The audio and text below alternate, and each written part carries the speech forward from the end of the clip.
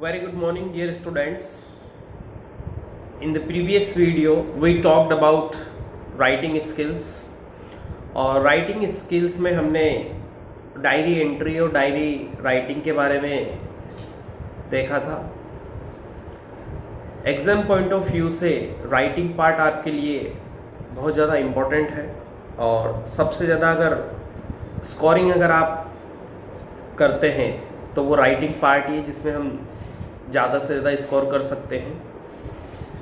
Writing part में basically हमें कुछ जो मोस्ट इम्पॉर्टेंट टॉपिक्स हैं जिसमें डायरी एंट्री हो गया, आर्टिकल राइटिंग हो गई, लेटर राइटिंग हो गया और स्टोरी राइटिंग।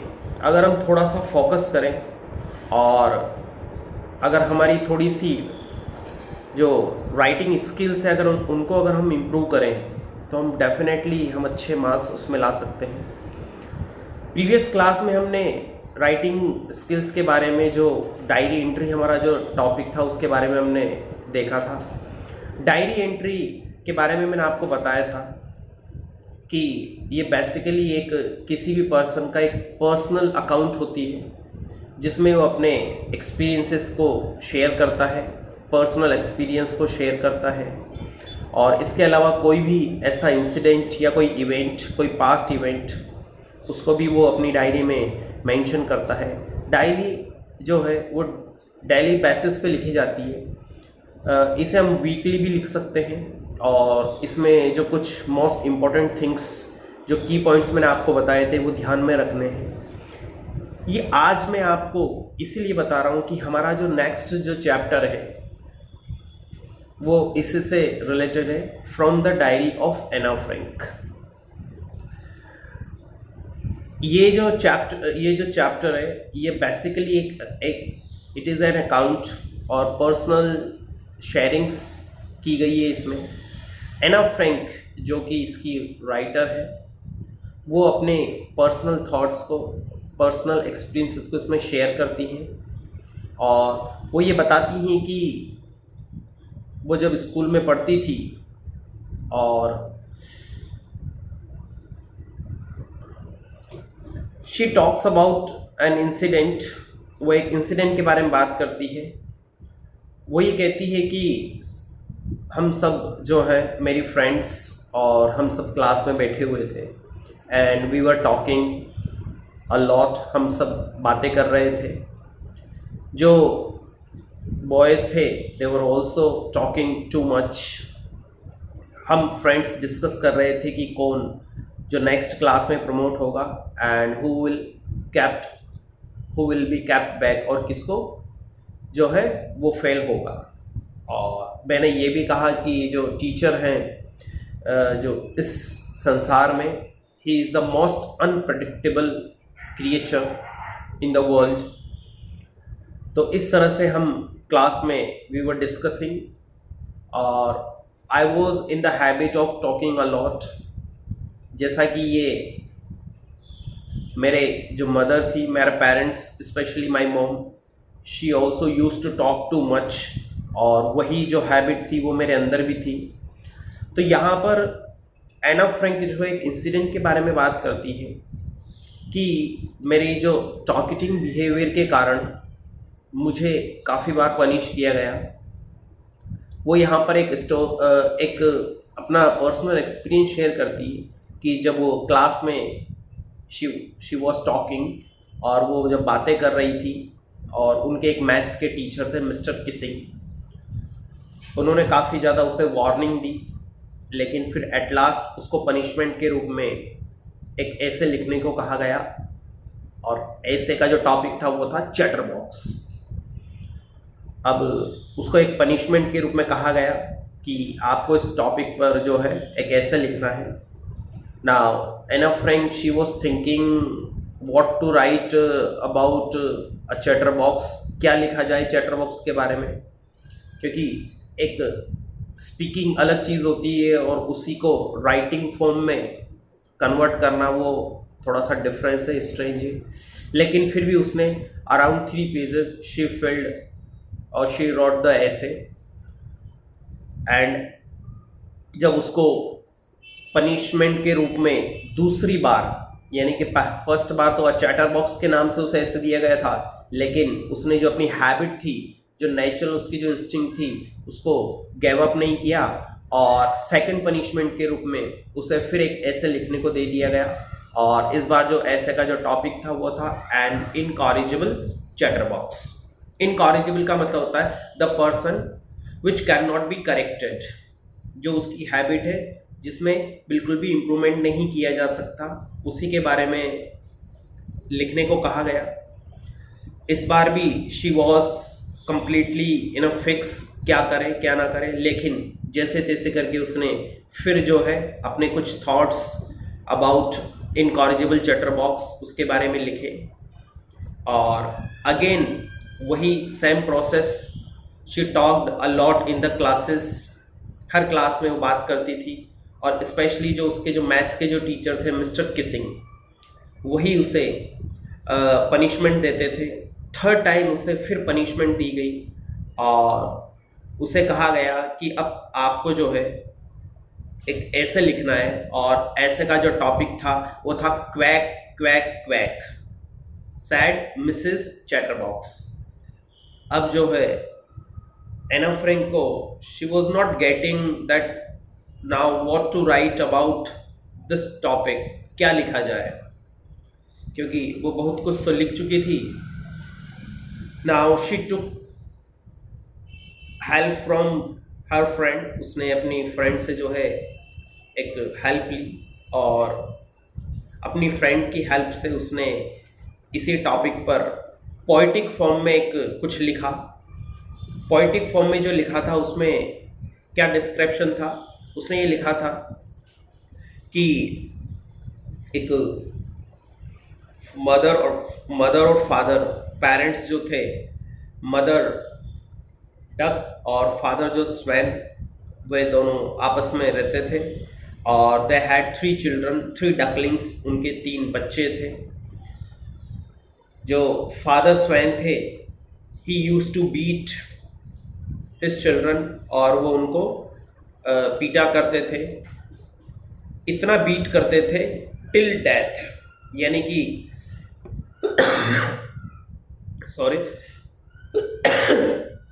तो वो उसको बुरी तरह से उनको पीटा करते थे, बीटरली, दे were beaten बीटरली due to the quaking. उनकी जो आदत थी डकलिंग्स की, वो बहुत ज़्यादा क्वैक क्वैक करते थे। तो ये इस तरह से जो लास्ट में जो एक पोइटिक फॉर्म जिसे दिया गया था एना फ्रैंक के द्वारा, वो लिखा गया ऐसे। और जब इस ऐसे को प्रेजेंट किया गया तो मिस्टर जो किसिंग थे, जो मैथ्स के टीचर, वो काफ़ी इस को उन्होंने इस ऐसे को जो है क्लास के सामने रिप्रेजेंट किया, वे काफ़ी ज़्यादा खुश हुए।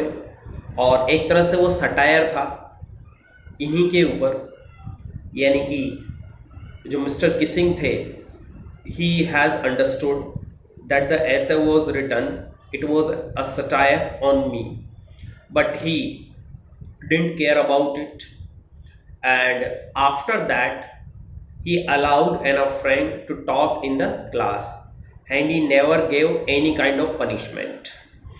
तो ये एक तरह से ये कुछ जो पर्सनल शेयरिंग थी एना फ्रैंक ने, वो हमारे साथ या इस टॉपिक में, इस लेसन में हमारे साथ शेयर की। आइए हम थोड़ा सा एक तरह से इसका इंट्रोडक्शन और समरी जो है वो डिटेल में देख लेते हैं। So friends, let's start. तो लेसन जो है हमारा chapter number 4, the diary of Anne Frank. This is an autobiography of a young girl, Anna Frank, who expressed her thought in a diary. Her father had gifted the diary on her 13th birthday. अच्छा, ये जो diary लिखने की जो एक तरह से motivation जो है एना फ्रैंक को अपने फादर से मिली। अपने 13th बर्थडे पर एना फ्रैंक को एक प्रेजेंट दिया गया। Of course her father gave her the diary on her 13th birthday, और इसको एक नाम दिया जाना था एना फ्रैंक के द्वारा, and she gave the name kitty. और इसका जो डायरी का जो नेम था वो किटी रखा गया। Anne Frank was a Jewish girl, ये एक जेविश गर्ल थी, who was hiding during World War second. Of course वहाँ पर वर्ल्ड वॉर चल रहा था, सेकेंड वर्ल्ड वॉर, और वो हाइड हो रही थी, छिप रही थी, ठीक है। उसका पूरा परिवार जो था वो हाइडिंग प्लेसेस पर था in order to avoid the Nazis. जो हिटलर थे, हिटलर जो थे उनके अटैक के कारण जो है, ताकि उन पर कोई प्रॉब्लम ना आए, इस वजह से ऑल द फैमिली, जो पूरी फैमिली थी, पूरा परिवार था, वो छिपा हुआ था। शी शेयर्स हर एक्सपीरियंस, वो अपने एक्सपीरियंस को यहाँ पर शेयर करती है। And the story during her time of depression. Of course वो डिप्रेशन में भी थी, क्योंकि जो एक तरह से जो वहाँ का जो एनवायरनमेंट था, इट वॉज नॉट गुड। आगे देखते हैं। Anne Frank feels that it is strange and usual for her to write a diary. अच्छा, एना फ्रैंक जो है वो थोड़ा सा इसे ये फील करती है कि एक डायरी लिखना एक थोड़ी स्ट्रेंज बात है, थोड़ा सा अनयूजुअल थिंग है, because it is the first time she is doing it. क्योंकि पहली बार जो है उस काम को करने जा रही है। ऑफकोर्स डायरी राइटिंग को, ज़्यादा वो बड़ी भी नहीं है, उसकी एज भी काफ़ी कम है, और वो ये सोचती है कि शायद कोई इसे पढ़ना भी नहीं चाहेगा। फिर भी she feels that in the future no one will read about a young girl's past experience. वो ये भी महसूस करती है कि शायद हो सकता हो कोई इसे ना पढ़े। But then she puts these thoughts away and decides to write her thoughts. लेकिन फिर भी वो कोशिश करती है लिखने की। She feels very lonely as she has no friends to talk to. एक तरह से दूसरा जो मोटिवेशन का जो काम था, या हम कह सकते हैं कि why she started writing diary, because she had no friends. Of course she had a family, a very good family, she had friends, लेकिन जो ट्रू फ्रेंड है, she had no true friend. That's why she started writing diary. तो she feels very lonely and she has no friends to talk to. वो अपने आप को अकेला महसूस करती है और कोई फ्रेंड भी नहीं है जिससे वो बात कर सके, ट्रू फ्रेंड जिससे वो अपनी पर्सनल डिटेल या अपने दो फीलिंग्स उसको शेयर कर सके। She wants to give her need of friend a shape. वो चाहती है कि अपनी फ्रेंड को एक शेप दे, और इसीलिए hence she decides to name the diary as Kitty. उसने अपनी जो डायरी का नाम है वो किटी रखा। आगे देखते हैं। She feels that paper has more capacity to absorb thoughts rather than people. एक बहुत ही अच्छा कोटेशन यहाँ पर एना फ्रैंक ने यूज किया है। उसने कहा है कि paper has more patience than people. यानी कि अगर हमारा कोई फ्रेंड है, अगर हम उससे पर्सनल कोई बात शेयर करते हैं, हो सकता हो वो इंटरेस्टेड ना हो, और वो हो सकता हो आपकी जो ये बात है उसको सीरियसली ना ले, और हो सकता हो वो गुस्सा हो जाए, एंग्री हो जाए, और कहे कि will talk about this on later. हम इस बारे में बाद में बात करेंगे। तो that's why she uses this phrase और दिस कोटेशन कि paper has more patience than people. एक पेपर में आप जो कुछ लिखते हो वो आसानी से उसको बेयर करता है, और वॉट एवर यू राइट्स वो उसे एब्जॉर्ब करता है and says nothing. That's why she uses this quotation. She has a good time with friends but can not share everything with them as they are not true friends. Of course उसके काफ़ी सारे friends हैं, लेकिन एक true friends जो है कोई नहीं है। She refers to her father as the most lovable who presents her the diary on her 13th birthday.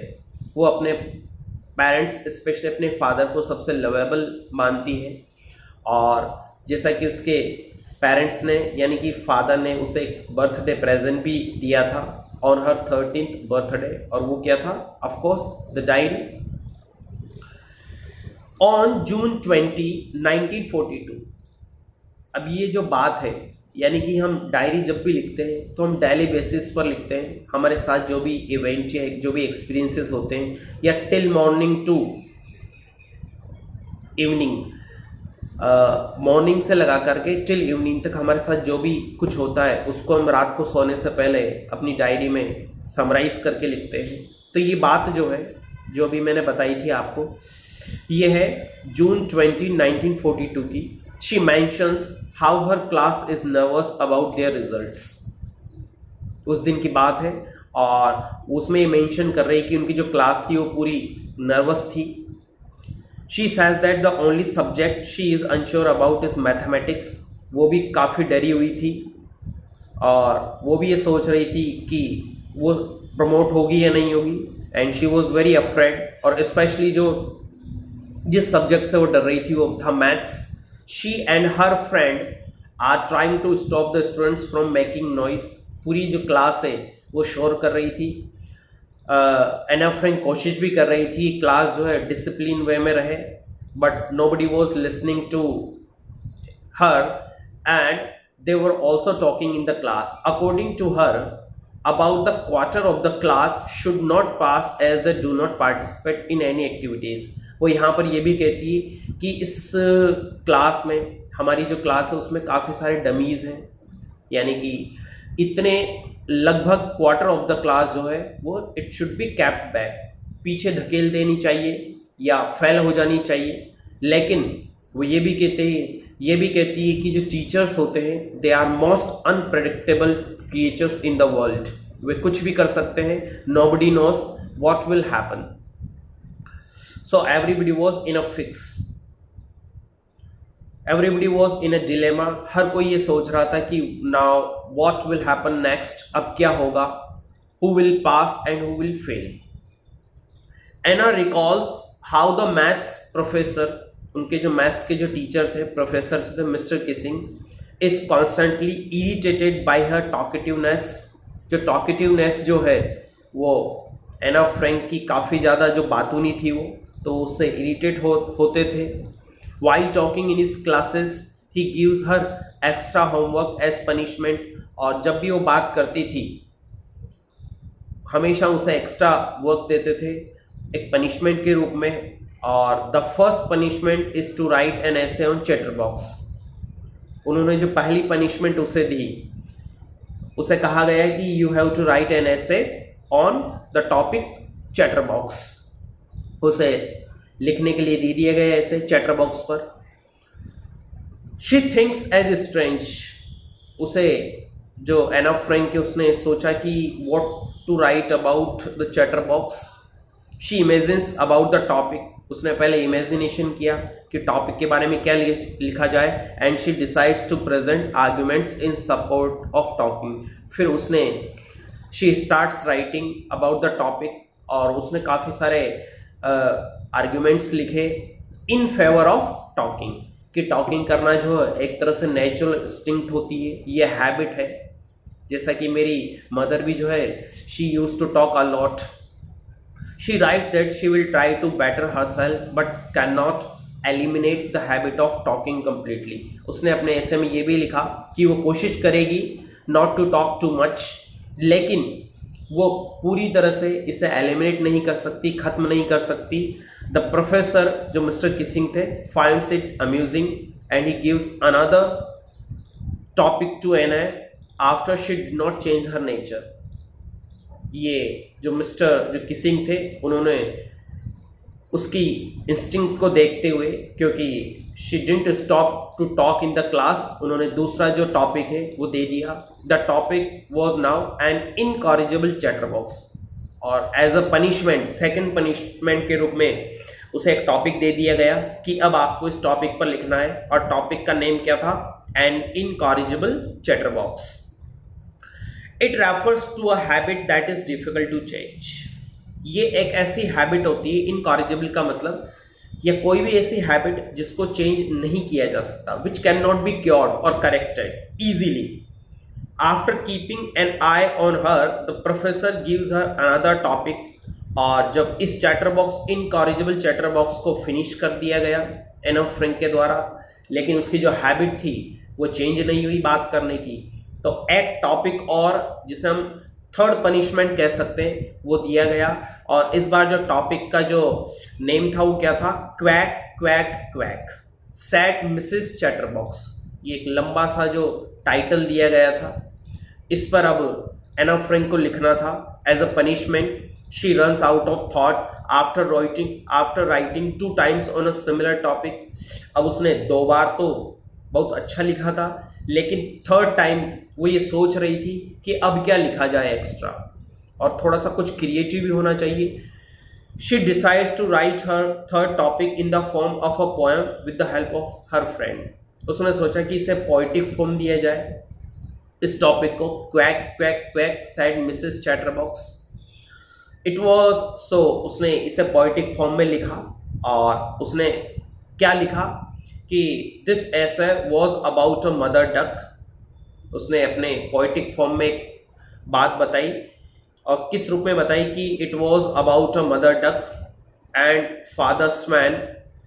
Father killed और बीट हर 3 चिल्ड्रन, या डकलिंग्स कह सकते हैं, as the quack too much. उसने पोइटिक फॉर्म में बताया कि एक मदर डक है और एक फादर स्वैन है, और ऑफ कोर्स जो वे दोनों हैं अपने बच्चों से या डकलिंग से बहुत प्यार करते थे, लेकिन फादर उनको पीटा करते थे। रीज़न क्या था? Reason being the talk too much, the talk या the spoke quack quack quack, वो दिन भर क्वैक क्वैक करते थे। That's why their father beat them. So it was a satire on mister Keesing. देखा जाए तो ये एक तरह से सटायर था। ये पोएम जो थी पोइटिक जो फॉर्म में लिखा गया था, ये एक तरह से मिस्टर किसिंग के ऊपर था, but he took the job in a right way. लेकिन मिस्टर किसिंग जो थे वो भी जॉली नेचर के थे, स्ट्रिक्ट थे, but he was a kind of jolly nature man. Mister Keesing recited the entire poem in front of the class. Mister Keesing ने ये पूरी जो पोएम है क्लास के सामने रखी या सुनाई। He now allowed Anna to talk in the class। उसके बाद से उसे कोई पनिशमेंट नहीं दी गई, और उसे अलाउ किया गया कि now you can talk and never again give her extra homework, और उसे कभी भी कोई एक्स्ट्रा होमवर्क नहीं दिया गया। तो डियर स्टूडेंट्स, ये एक तरह से इसका एक्सप्लेनेशन था।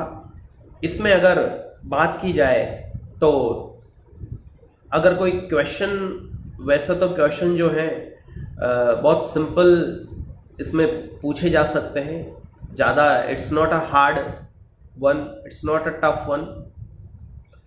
लेकिन अगर वैल्यू बेस्ड क्वेश्चन के बारे में बात की जाए, या इसमें जो कोटेशन है कि paper has more patience than people, explain it, इसको एक्सप्लेन करने के लिए कहा जाए तो we can easily explain this thing. कुछ क्वेश्चंस जो हैं मैं आपके सामने, इसमें जो मोस्ट इम्पॉर्टेंट जो क्वेश्चंस हैं, जैसे कि इसमें एक क्वेश्चन है वो मैं आपके सामने रख रहा हूँ। क्वेश्चन है,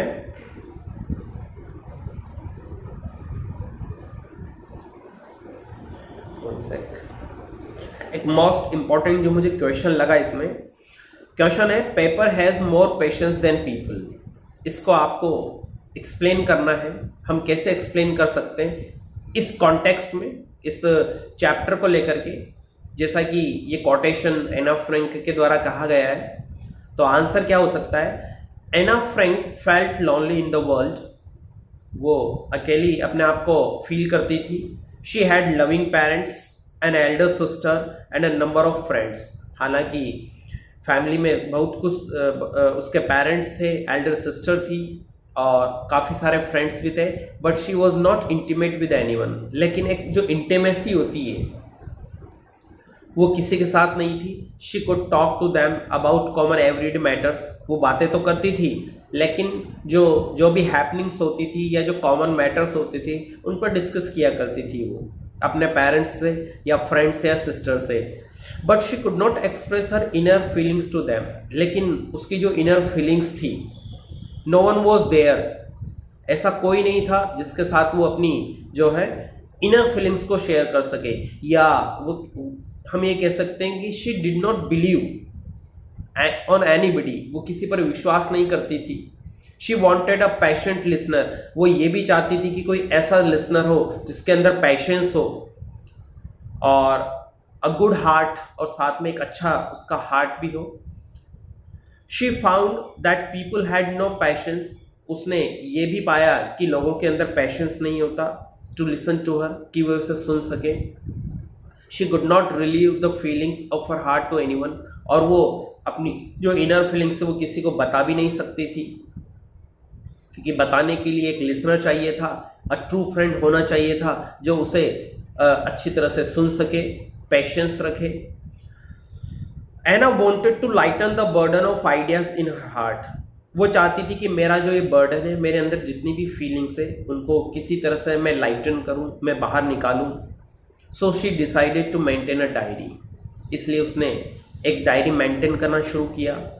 अ diary is not a human being, वो ये बताती है कि डायरी एक ह्यूमन बीइंग नहीं है। It has a lot more patience than man, इसके अंदर ज़्यादा पेशेंस है, धैर्य है। One can express one's thoughts freely, इसमें हम अपने जो थॉट्स हैं, अपनी जो फीलिंग्स है वो आसानी से शेयर कर सकते हैं। The diary does not get bored, और ये बोर भी नहीं होती है। लोग तो फिर भी एक बार बोर हो जाए, लेकिन डायरी जो है वो कभी भी बोर नहीं होगी। It is a true friend, हम ये कह सकते हैं कि ये वास्तव में हमारी सच्ची या वास्तविक फ्रेंड होती है। It never rejects the offer of friendship, ये कभी भी हमारी फ्रेंडशिप को रिजेक्ट नहीं करती है। That is why Anna Frank says that paper has more patience than people, इसलिए वो ये कहती है कि पेपर जो है इसमें ज़्यादा पेशेंस होता है।